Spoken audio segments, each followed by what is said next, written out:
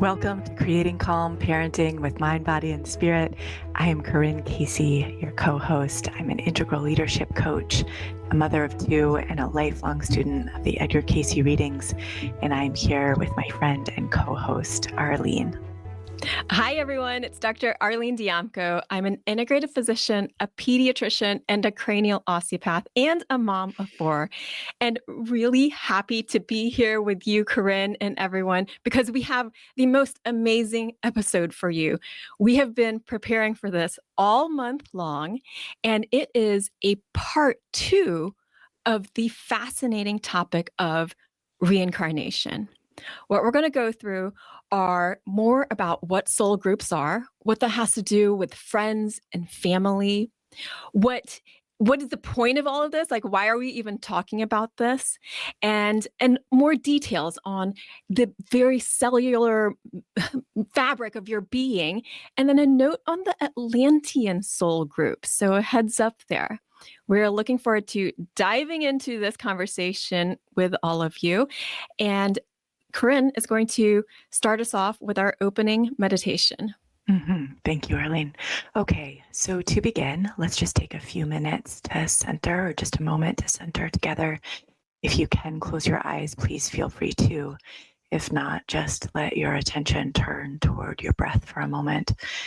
And begin to take some deep breaths where your exhale is longer than your inhale to help your body settle. You can have a number that you're inhaling to, perhaps a count of 3 in through the nose, and an exhale to 6 or 7. And let's take 3 breaths like that.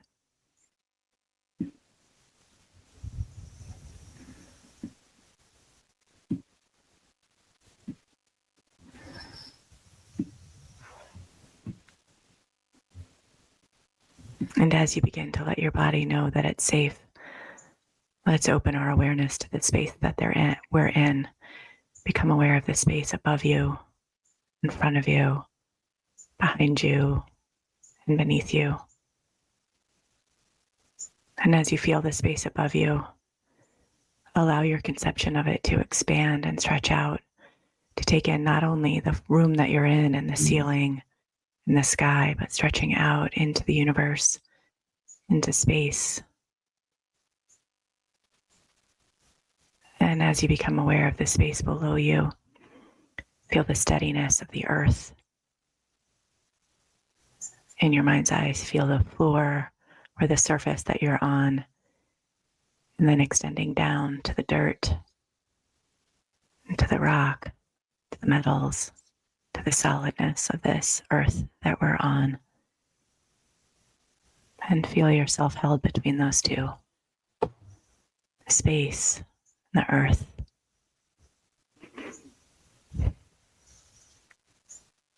All right.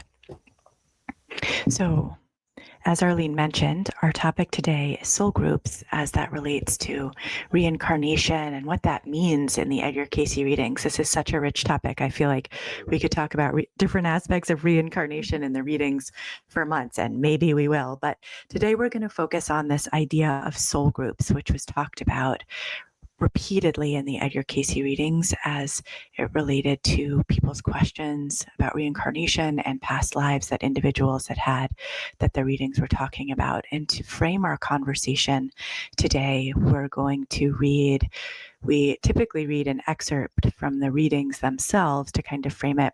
But what I'm going to read to you right now comes from a talk, or really a conversation that Arlene Cayce, my grandfather, was having during a meeting where people on staff were studying the series of readings that Edgar Cayce gave on how to bring the readings into the world, like how to go about doing this work. And someone had asked him a question during the Tuesday morning work reading study group in 1978 about the word forces and what the forces were as described in the Edgar Cayce reading. So the forces are often used in relationship to the creative forces or the creative energies. And there's this idea of the movement of energy as described by the forces. And people were curious to hear Arlene, who had been present for so many readings and studied them for so long with his father, Edgar Cayce, what that what the forces meant. So in that discussion, Hewlin said, as groups of people, groups of souls come into the earth in cycles, they develop agreement in trying to move the constructive forces and to return to the same consciousness that God had for humankind, the Christ consciousness, or in other words, in a broad universal sense. So, in one incarnation, they developed a plan, a pattern to express love and service, and they began to carry on a work that is in accord with God's love. Those thought forms become forces. Those patterns of thought, those purposes become forces. Those patterns of thought, those purposes become forces in the earth. We can draw on what we have done together with a group. So, what he's defining there as he's talking about forces is a soul group, is a group of people who reincarnate again and again, maybe in different configurations, but in relationship to each other, because they've established or decided to do something together. They've decided that they want to bring into being a way of expressing God's love together, and they've put thought and energy, and those thoughts and energy have become patterns that draw them together lifetime after lifetime, and that we can touch into the constructive side of that. Constructive means healthy or helpful or growth, creation. There's also negative sides to that gets created in terms of our relationship together, but we can touch into the health of that every lifetime in different groups that we're a part of, and continue to grow and be of service and express this pattern of love that we've been creating together lifetime after lifetime. And that's sort of a general framework for where we want to begin this conversation. And maybe, Arlene, you can add something to, as we're defining soul groups for people as described in the Edgar Cayce readings, what else from the readings helps us understand? Well, one comment before I read another excerpt from the readings is, when I heard you talking, this just came to me now. I heard this talk by Glennon Doyle, and she said, "We are the river. We are the river. We're not the resistance, we're the river." And so this universal consciousness, like thinking of it as this great river, and those soul groups as being these various streams within the great river, but all for this common purpose, this universal purpose. So the soul groups can have some detailed work or mission that is along with the great universal consciousness, with the creative forces. And I feel like that's a really beautiful image to imagine your soul group as being a stream within that great river. And from one of the readings, 2946-2, it says that there's nothing by chance. Friendships are only the renewing of former purposes, ideals. For as the preacher gave, there is nothing new under the sun. For in the beginning, all was made that was made. And as it unfolds from what man terms time to time, period to period, there is only the renewing of the first cause. Isn't the last apple also the portion of the first one created? Isn't the first friend the same purpose and principle that has been held, or that has grown to be a part of the consciousness? That's beautiful. It is beautiful. Yeah. Yeah. And that apple being and it's the same as the first apple. I mean, different, but the same. But then thinking about the seed, it's a renewal. That's a fascinating concept of there's nothing new under the sun. Totally. It's light that existed, and it's iterations of light over and over and over again. And I think to extrapolate that out into kind of the worldview or the philosophy that's being offered in the Edgar Cayce readings as it relates to reincarnation and the life of an individual soul, what that means is that, we every soul is an individual expression of this great creative force that's moving in the universe, and that we have the will or the power to claim for ourselves what we want that expression to look like, and that we resonate deeply with other people who are longing to express something similarly or who are working on something. And that this idea in the readings that like we are here to work on something, to grow in certain ways, to learn certain things, that we return again and again in similar relationships, having taken in what we've learned, inviting in new opportunities for learning and growth, all moving toward this first cause. First cause we've talked about before being a pretty complex idea, but that there's a springing forth of wanting to be in creative relationship with, of longing to be in loving relationship. So with the worldview coming forward here is we can make a choice to see the circumstances that we're surrounded by, the opportunities and the challenges in front of us as an opportunity to grow and to learn. That's all our own. And that as we embrace it in that way of like, what do I have to learn from this? How can I engage with this in, to use the words that Hugh Lin used in that excerpt of Christ, the Christ consciousness, which are attitudes around forgiveness, gentleness, love, faith, all of these kinds of qualities. Like, what do I want to bring to this? And that actually offers something good to changing these dynamics that we can feel around us, both in a global and community way, that can feel intractable, that can feel like really difficult and scary and uncertain and overwhelming.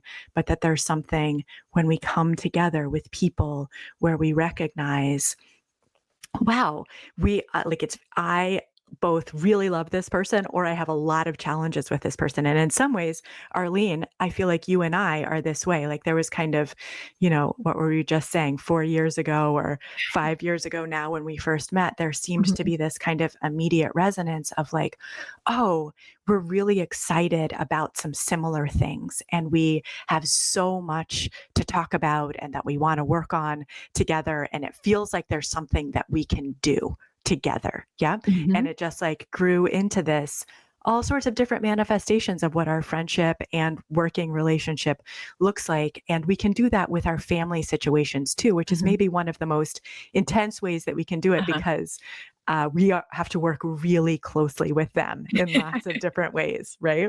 Yes. So if we take this analogy, we can think about the individual soul. So an individual consciousness, maybe you can think of it like a water molecule in the great river, and then a stream within the great river is the soul group. And sure, there can be an ease with working with the soul group, but I'll read you another excerpt in just a second. And then we have the great river itself. So, right. And what Corinne was saying is like, well, yes, sometimes it's like we meet just as we met, and there's just immediate resonance and something really easy, and we can move forward and do so many amazing things together. But with your soul group, it might not be always that easy. So in this excerpt 2443-1, it says, in previous experiences, has the entity been associated with members of her present family? If so, were such associations amicable and pleasant? So we kind of know what she's hinting at here. The answer is most of those in the family have been in one or the other period of the entity's previous sojourns, or some in most every one of them. For again, remember, as indicated, as you sow, you reap, and you meet individuals in those activities. So if there are things lingering that are completely processed or just that you've been working on in other lifetimes, then you'll meet them again in this lifetime. And so many of these families will come together over and over and over again to be able to address whatever it is that's been left over. It's those leftover patterns. And so that can feel like a huge challenge, but in the grander perspective, in the bigger picture, it's so that we can have this opportunity to sort out some things that might feel like turbid waters, and so that we can return to this like free flowing of the stream within the Yeah. great river. And I think this idea of choice between that's so important here, right? The choice between feeling all of the different. So we're in a lot of different soul groups. We're in like our family soul groups. We're in soul groups related to the work that we do. We're in soul groups related to the friendships that we have, to like all the community, the neighborhood, all of these different. So not every one is, have we returned lifetime after lifetime, but there's a choice that we can make to kind of recognize these different groups that we're a part of, sometimes particularly by things that are aggravating to us or triggering or hard, as like, oh, here I'm being invited to meet something that's really driving me crazy. And I can choose to kind of look at it as blaming and pointing fingers, or pulling away and separating out, or, all of these kind of defense mechanisms that we can use to protect ourselves from being willing to feel kind of the vulnerability of, I feel hurt, I feel sad, I feel scared, I feel angry, I feel frustrated, and those are not comfortable feelings to feel, and I don't want to do it. We can make this choice to kind of say, what do I have to learn here? There's like a pattern of energy that's alive, that's inviting me to look within myself. Again and again, when we start to talk about karma, as discussed in the Edgar Cayce readings, karma is really an opportunity to meet self again and again. That's what the readings say, right? So it's not about, oh, you did this, you're going to get this, or that person did this, and that's why this has happened to them, or this kind of binary way of looking at cause and effect, but really as a more complex opportunity to say, what do I have to learn about myself here? And how can I bring these qualities that not a should of like, how can I be more forgiving? How can I be more gentle? But like the relief of, I can choose a gentle way here, like a loving way here, first with myself and with these other people, that allows for the excitement. There is creative energy to be released. How do we experience creative energy? It's a feeling of joy, of inspiration, of motivation and excitement at an emotional level. At a physical level, there's action that can be taken that we haven't thought of before. There's a new opportunity for creative engagement that's transformation in some way, that's change, that's growth there, that allows our world to change in some way. That's only really possible by being willing to be in loving relationship with the people around us, in some ways happening in microscopic, minuscule ways, right? So this isn't like an earth-shattering tsunami of, this is how the world can be different, this is how we can do things differently. It's microscopic choices around, what's the creative opportunity for me here in terms of how to respond to what this person is saying to me or asking of me, or is making me feel, that's different than the protective response of, I want to stay safe and locked down here in the patterns that feel regular to me. Yeah. And it is definitely a challenge, especially right now. And I mean, it's really hard to watch the news or hear about things happening in the world and not get totally dragged down by that, and yet not completely ignore it either. And so it's, I was thinking over I mean, weeks and months and years, it's like, what is the point to all of this? Like, why are we even incarnating in this time? And I found this passage in the reading to be comforting. This is from 2803-2. And it says, and these again, as combined with the more recent, bring those periods in the present when the entity feels deep within self. What's the use? These will come to pass. Yes, but at your direction, for naturally those born in this period, those born in that position of the earth and the periods of your activity are leaders within themselves, as is manifested by the choice of companions, as well as the attractions in body and spirit and mind to those that act in their own right. So we are being asked to be leaders within ourselves, to claim ourselves, to know ourselves, to see that light that is part of the universal consciousness within ourselves, so that we can bring that to the world. And I think about that now. Anytime I find something triggering or like seeing things that are going on in the world, it's like, how can I see that light within myself and then bring that to my interactions with people throughout my day, whether my immediate family, neighbors, patients, anyone you meet out in the community, even in passing, that there's an opportunity there to spread, to help people see that within themselves too, so that we can each be leaders within ourselves and be a part of that great river, to be knowingly a part of that great river. Totally. And I think as that relates to soul groups and what Hugh Lin was saying about the pattern that's in place that becomes a force, is kind of like the more small choices we make to move in that direction,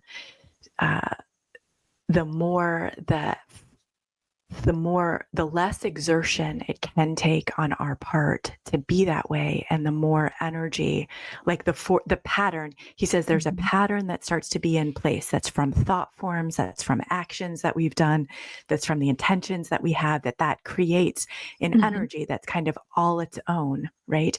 And that like we can then let that energy kind of hold us or move us. We can touch into it, and then it will carry us. And I think in the group work that's talked about in the Edgar Cayce readings and the Search for God groups, where people were kind of studying, what is the point of all this? How do I become more psychic? How do we bring about transformation in the world? It talked about the power of groups of people coming together and meditating together, praying together, studying, relating to each other from a spiritual perspective, which basically means you're meeting each other with like in a loving way, and that you're wanting to find the meaning, learn how to live a meaningful life together. And that like, as we do that more and more, it's almost like a vortex is created. Like you like start to have powerful energy that can impact things in a big way. And I think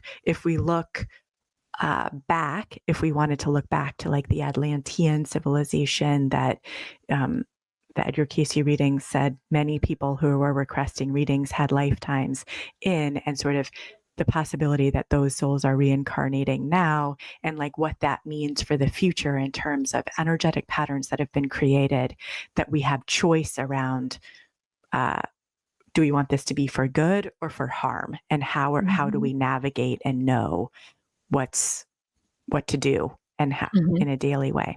Yeah, it's interesting. There were many readings on these Atlantean soul groups, and he'd be like, "This is another Atlantean. This is another Atlantean." And there was one 1744-1. It says that, "For as we have oft indicated, the Atlanteans are all exceptional. They either wield woe or great development, and their influences are felt whether the individual recognizes it in himself or not." So there's a choice there. There's an opportunity to help create amazing things in the world, to help lift everyone up. And then there's also the other side of that. There is an opportunity to cause great destruction. And I feel like we are seeing that in the world. And then we each get to make that choice for ourselves in who we connect with. And so that's part of our soul groups. And then understanding that we are each part of this universal consciousness. So we are this individual consciousness, part of this great consciousness. But then you can even take that down to the microscopic level, down to the cells of the body, because each cell of the body, this is from the reading 1776-1, that each cell of the body is but a miniature of the universe without its own body, its own cell of positive and negative forces that applies to the material, the mental, and the spiritual. And so if we remember that if we could look at each part of ourselves and be able to approach with gentleness, with kindness, with love, then it will be so much easier for us to connect with other people and an approach in that way too. Mm-hmm. And with that much light being just emanated out into the world, then the darkness can't exist in the light. Mm. Yeah. And that's a big part of that first cause, like returning to first cause of like, mm-hmm. we are the light. And if we remember that, then we return to that first cause and we will have more light in the world. And we need each other to recognize that we are part of this all together. So just like the individual cells in our body, then each of us is this individual consciousness, part of a greater, bigger body, which you can consider like a soul group body, and then the greater, bigger body, which is that river of life. Mm-hmm. Yeah. And so thinking about like how to kind of meet all the challenges that we are facing and our children are facing and kind of the world as a whole is facing right now, and how the idea of soul groups is helpful to that. I think at a familial level, kind of holding the awareness that things that can feel really triggering for us or things that can feel really safe and peaceful about our families can have connections that are beyond just this lifetime right here, and being willing to kind of widen the gaze to take in like, what are the longer standing patterns here of relationship between us and how people in our family relate to certain things as well. Like, and thinking about that, Atlantean souls coming in, what comes to mind for me is like relationship to technology, relationship to power over things as opposed to being in codependent relationship with like a more equanimity type relationship, or a more harmonious relationship. Totally. And so thinking about how that can play into this groups that we're a part of who may have that sort of energy alive in them right now, to kind of expand on that from reading 2794-3. The reading says, as we have indicated, the Atlanteans were those that had reached an advancement, had been entrusted with divine activities in the earth, and as the entity forgot from whom, in whom all live and have their being, thus brought about within themselves that which destroyed the body, but not the soul. Thus there was prepared the way, even through him who is now the life, the light, the immortality, the resurrection, the way through peace and harmony, beauty and love may be in the experience of each and every soul that seeks to acknowledge him as thy Lord and thy Savior. This then is the purpose of the entity in the earth, to be a channel of blessings to someone today, now, to be a living example. So kind of that awareness, from a wide view of the Atlantean civilization, as talked about in the Edgar Cayce readings. They forgot the connection that was present, and there was a lot of destruction that happened as a result. And so souls in that wide view that may have had a lifetime during that, there are still faced with that same choice of, will we be choosing power over technology, technology in a severed way, like technology in order to control something, or will we be able to choose to be in loving relationship with, to be a channel of blessings to someone today, now? Like that's very highly applicable to family life as we're thinking about how we want to relate to each other. And what Arlene was saying about the cell being a microcosm of the universe, the family system, as talked about in the Edgar Cayce readings, is also a microcosm of the universe. Like the way that we relate to each other in our family systems, the readings say, have the most potential for a creative force of anything in the universe, because there's so much energy there, so much love, so much creative.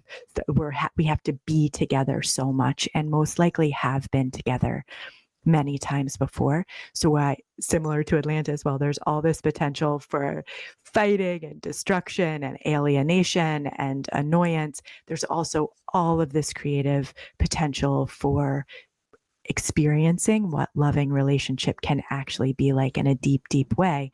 And that's done in a minute by minute kind of choice situation. So I think as we're thinking about our family relationships, whether that's biological family or chosen family, how we really can choose to be a channel of blessings for them. And then that kind of channel, as we do that in an individual way, our families become a channel that is spreading this goodness around, and that really has the potential to change something. I think that's one of the truths that the readings are really trying to offer us, is that like these small choices have the potential to exponentially change our physical reality of what it feels like to be alive.